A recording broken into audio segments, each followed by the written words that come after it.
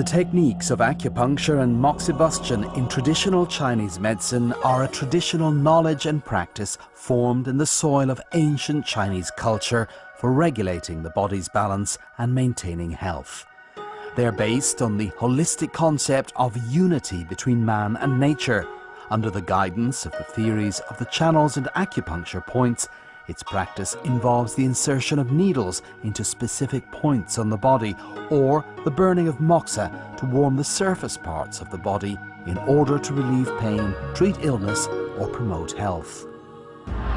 The holistic concept of unity between man and nature, which stems from ancient Chinese philosophy, views the living individual as a component part of the universe and explains life activities with the theory of yin and yang.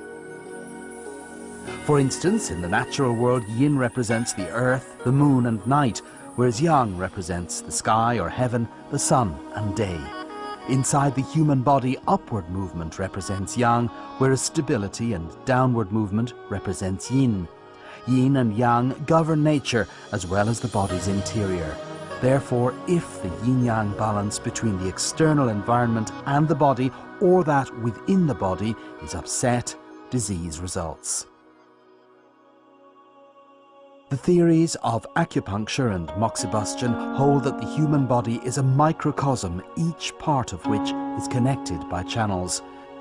Through long-term practice, points on the channels have been discovered, gradually developing into a systematic theory, of which the 12 channels correspond to the 12 months and 365 acupuncture points to the 365 days of the year. This theory embodies the dynamic relationship between heaven, man and earth. For instance, if a patient has a toothache on the left side, it can be treated by inserting a needle in the Hegu point on the right hand. The principle of selecting points on the lower body for diseases in the upper, or of selecting points on the right for diseases on the left, reflects clearly acupuncture and moxibustion's holistic view of the human body as an integral whole. The practice of acupuncture and moxibustion can be explained as follows. In acupuncture, the primary tool is the needle. Historically, needles were made of special stones or metals, such as bronze, iron, gold, and silver. Today, needles are mostly made of stainless steel. Needles are selected according to the individual conditions and used to puncture and stimulate specific points to dredge the channels. Methods such as lifting, thrusting, twirling, and rotating, or comprehensive needle techniques are used for both prevention and treatment of disease. 9 needles of different shapes and dozens of different needle techniques were recorded in the classic of acupuncture in the 2nd to 3rd century BC. The primary material used for moxibustion is artemisiae, commonly known as the moxa plant, which has a particular fragrance and grows in most parts of China. Since ancient times, the Chinese have believed that it has the ability to dispel pathogenic factors.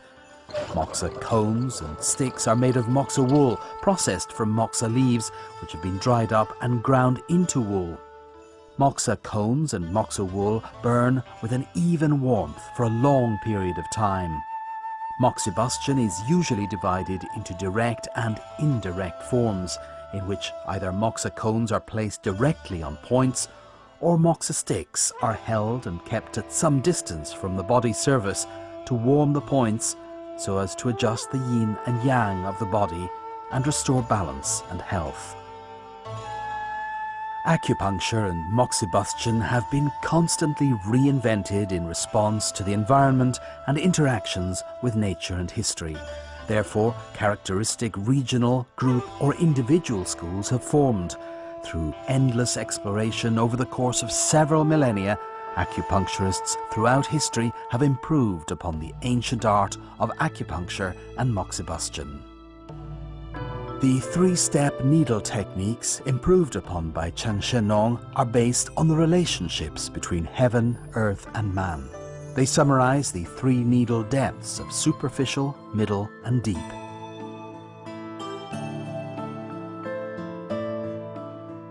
The three free-flow needle techniques summarized by He Pu Ren are based on severity of illness and apply slight warming and strong promotion of free flow to treat disease. These needle techniques have had far-reaching influences on promoting the continuing existence of this tradition. To become an excellent, reputable acupuncturist requires long-term accumulation of knowledge and practical experience. The bronze figure of acupuncture points, cast in 1026 in the Song dynasty, the systematic classic of acupuncture and Moxibustion, compiled in 259, and the great compendium of acupuncture and Moxibustion, written in 1601, as well as other works, are all a testimony to the inheritance and development of this tradition and have served as important reference materials in the study of acupuncture and Moxibustion and have been playing a significant role in their continued development up to the present day.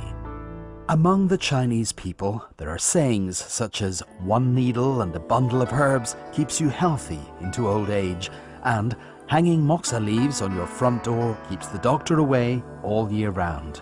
These sayings are evidence that acupuncture and Moxibustion have had a huge impact on people's lives and also reflect the widespread recognition of this ancient tradition. Acupuncture and Moxibustion are a type of natural therapy which requires no medicine. This comprehensive body of knowledge and steady rate of development have played an important role in promoting healthcare. For the sake of protecting its continuous existence, the China Association of Acupuncture and Moxibustion, the Institute of Acupuncture and Moxibustion of the China Academy of Chinese Medical Sciences and associated communities have launched wide-ranging movements for the study and practice of this tradition. Chinese acupuncture and Moxibustion is a living body of ancient Chinese wisdom and cultural legacy.